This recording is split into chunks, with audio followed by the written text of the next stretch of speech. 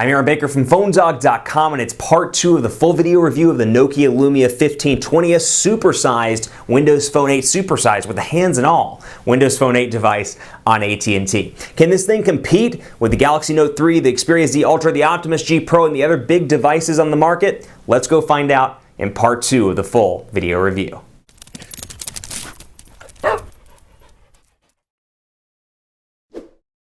It's part 2 of the Nokia Lumia 1520 full video review. It's a Windows Phone 8 device, but it's a supersized Windows Phone 8 device. Microsoft and Nokia are entering the phablet fray at Windows Phone 8 style with this big device. Before we get too far into it, I'm going to thank my partners at Best Buy Mobile. They give us devices like the Lumia 1520 that we give to you for free at PhoneDog.com. So if you go in to buy this at Best Buy Mobile, they'll hook you up, get your live tiles working, get FlightAware if you're an aviation geek like me, or American Airlines. All these things downloaded Chase, for example, because it's part of their walkout working program where they make sure you're walking out with everything you need before you leave the store.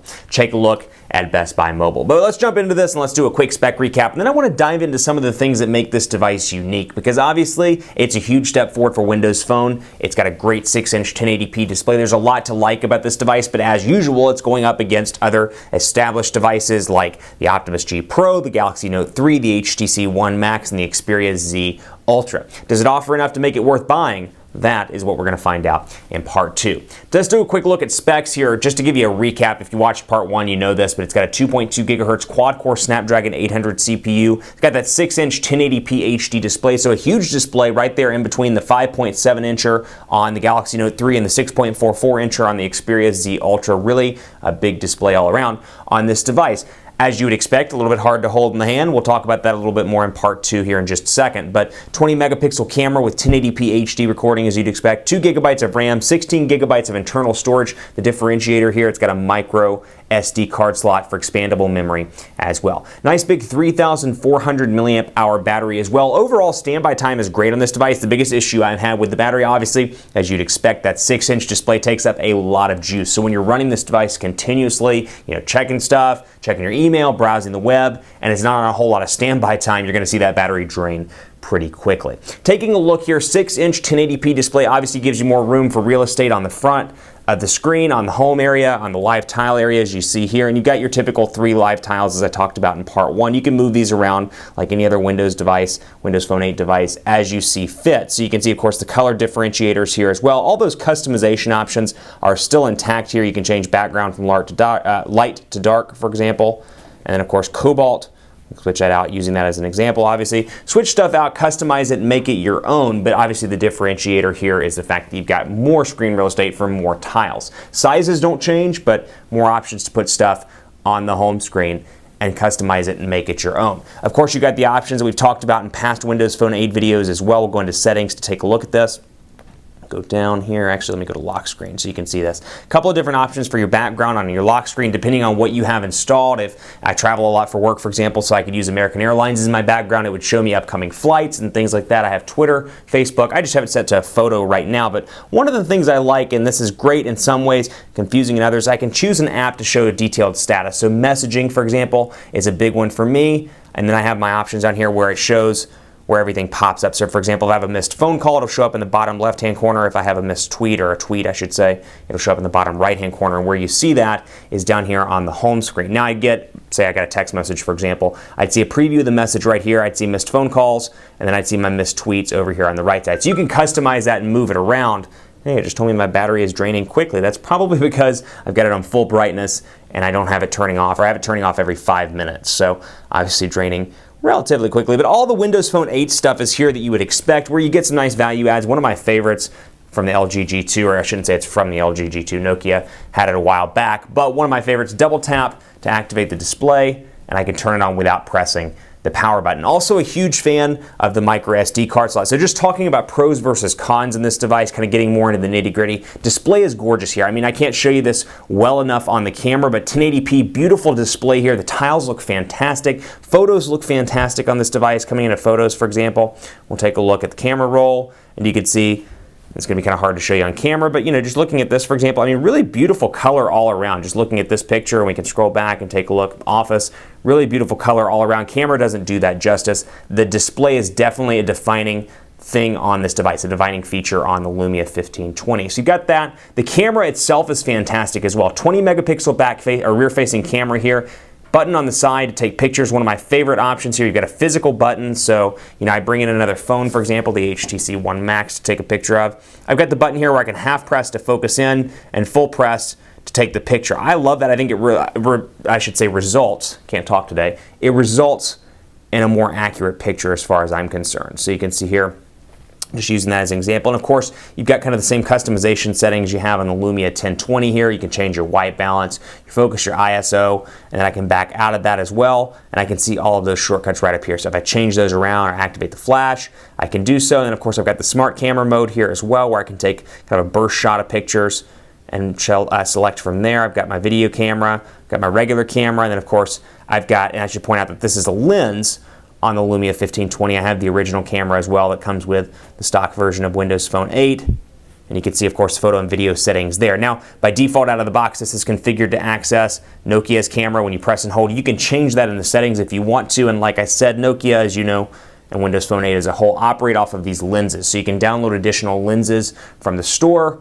And of course, you can revert back to the regular camera. You got Bing Vision, you got Twitter, and then Viclone and more. You can find more lenses through the store. Going in here, for example, let's go to the store. I don't think I have a shortcut on my home screen. Let's go in here to store, and let's say, Nokia Collection, for example. And we'll come down through here, and I can download additional lenses like, let's see what we've got here. Nokia Share, Nokia, all this stuff's downloaded. Nokia Storyteller is downloaded as well. I've got Nokia Refocus.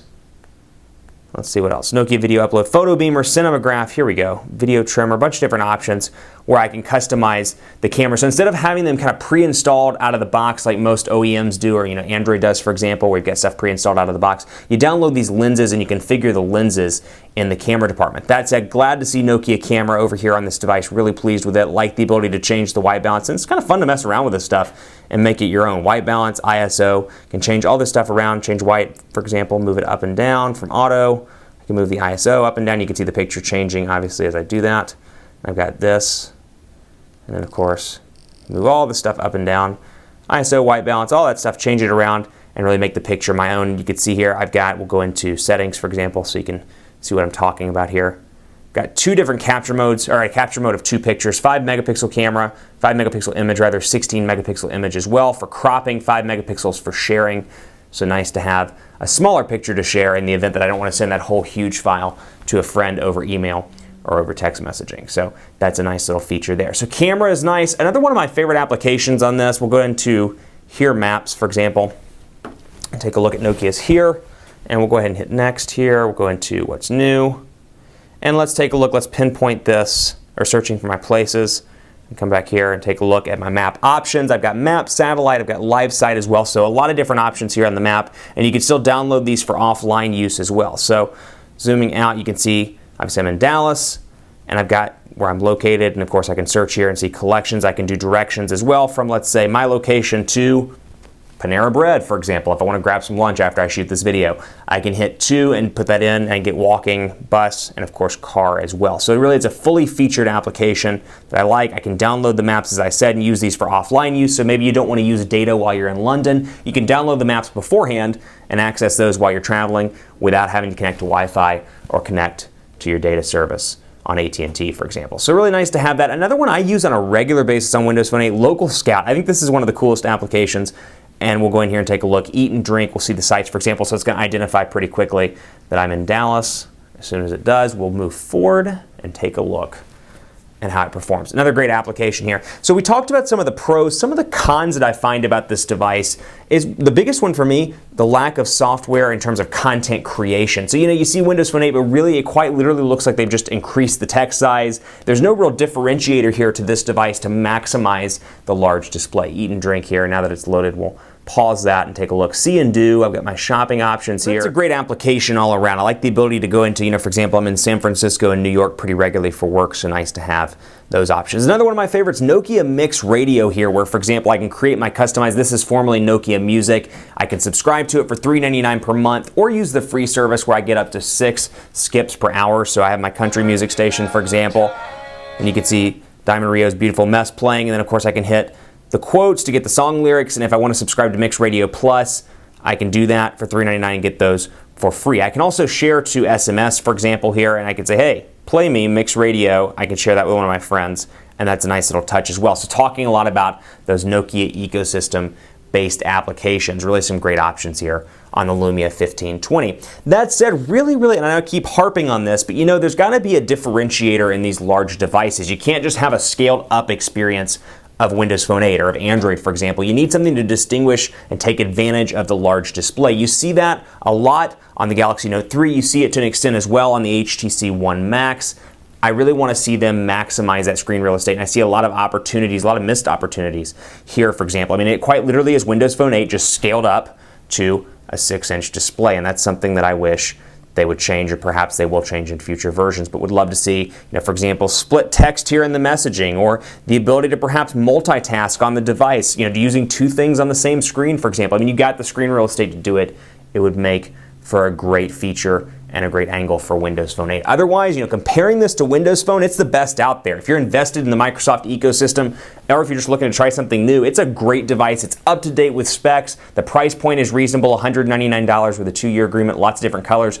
Really an awesome smartphone all around. The biggest con, comparing it to other large smartphones, again, the One Max, the Note 3, the Optimus G Pro, the Xperia Z Ultra, it presents one of those cases where you're like, I wish there were more value. It's content consumption, browsing the web, looking at videos, great on this big display, and beautiful colors. Content creation, you know, drawing on the screen, multitasking, things that you would do with a larger display device, a little bit more of a challenge and something that they need to build out a little bit on Windows Phone 8. Keep it locked on PhoneDog.com for more. I'm on Twitter at PhoneDog_Aaron, Facebook, Facebook.com/HiAaronBaker. Let me know what you think of the Lumia 1520, and stay tuned for dogfights, because we're going to compare this one to the Optimus G Pro, the One Max, the Galaxy Note 3, the Xperia Z Ultra, and more to compare, you know, big device versus big device. We'll find out where this thing really succeeds in a lot of areas, where it struggles in a lot of areas in comparison to Android and some of the other devices on the market. Keep it locked right here for more, and as always, I'll see you next time.